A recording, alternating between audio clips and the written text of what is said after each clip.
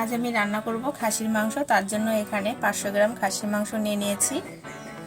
মাংসটাকে ম্যারিনেট করে নেব। এখানে আমি পেঁয়াজ বাটা দিয়ে দিচ্ছি, বাটা, রসুন বাটা, আদা বাটা, জিরে বাটা, লবণ, হলুদ গুঁড়ো, দিয়ে দেবো সরিষার তেল। এবার আমি মাংসটাকে ভালো করে ম্যারিনেট করে নেব। ম্যারিনেট করে আমি আধা ঘন্টা পর্যন্ত রেখে দেব। ম্যারিনেট হয়ে গেছে, এবার আমি মাংসটাকে ফ্রিজে রেখে দেবো আধা ঘন্টার জন্য। এবার পরিমাণ মতো সর্ষের তেল দিয়ে দেব। তেলটা গরম হয়ে গেছে, এবার আমি আলুগুলো তেলে ছেড়ে ভেজে তুলে নেব।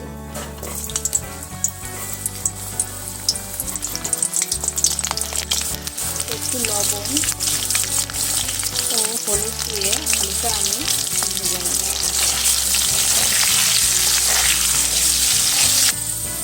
আলুটা আমার ভাজা হয়ে গেছে, আলুটা আমি তুলে নিচ্ছি।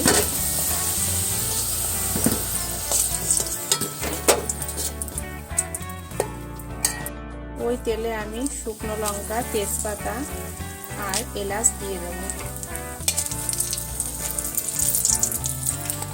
এবার আমি পেঁয়াজ কুচি দিয়ে দেব।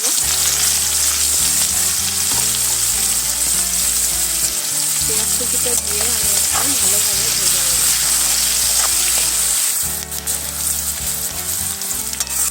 পেঁয়াজটা আমার লাল লাল ভাজা হয়ে গেছে, এবার আমি রসুন বাটা, জিরে বাটা, লঙ্কা বাটা,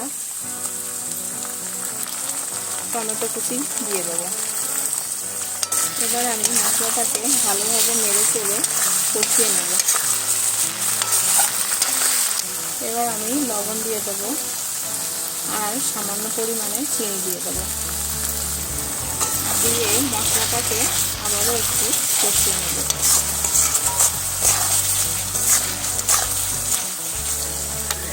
মশলা কষানো হয়ে গেছে, এবার আমি ম্যারিনেট করা মাংসটা ঢেলে দেবো। কয়েকটি কাঁচা লঙ্কা দিয়ে এবার আমি মাংসটাকে ভালোভাবে কষিয়ে নেব।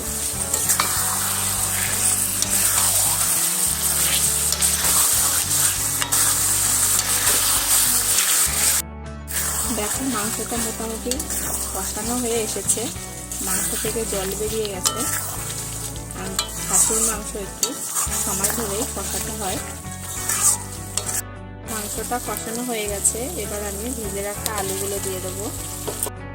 এবার একটু নাড়িয়ে চাড়িয়ে পরিমাণ মতো জল দিয়ে দেবো। যে যতটা ঝোল খাবে সেই পরিমাণে জলটা দেবে। জলটা দিয়ে এবার একটু নাড়িয়ে আমি ঢাকা দিয়ে দেবো। রান্নাটা হয়ে গেছে, এবার আমি একটু গরম মশলা দিয়ে নামিয়ে নেব।